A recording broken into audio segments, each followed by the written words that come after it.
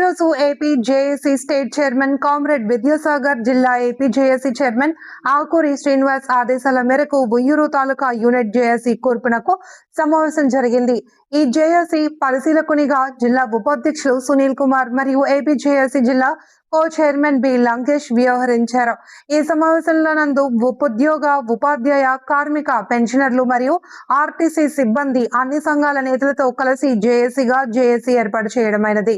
ఈ సమావేశం నందు Uyyuru APNGGO taluka chairman B వెంకటేశ్వరరావును, ఏపీ జేఏసీ ఉయ్యూరు తాలూకా అధ్యక్షులుగా, సెక్రటరీగా ఉపాధ్యాయ సంఘానికి చెందిన రమణాని మరియు ఇతర ఉద్యోగ సంఘాల నుండి కార్యవర్గ సభ్యులను ఎన్నుకోవడమైనది.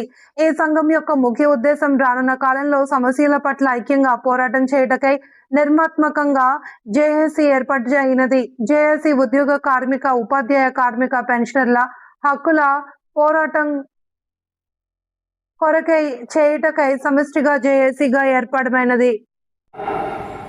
విజయవాడలో వేలాది మంది ఉపాధ్యాయులతో తత్తరిల్లిన విజయవాడ అని చెప్పి కూడా పేపర్లో చూపిస్తున్నారు.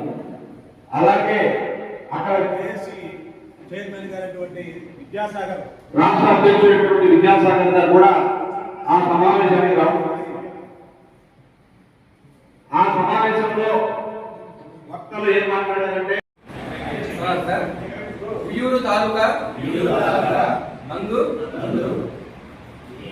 జేఏసీ ఏర్పాటులో భాగమై ఇక నుంచి నా బాధ్యతను నిష్పక్షపాతంగా నిర్వహిస్తానని, జిల్లా నుంచి, రాష్ట్రం నుంచి వచ్చే ప్రతి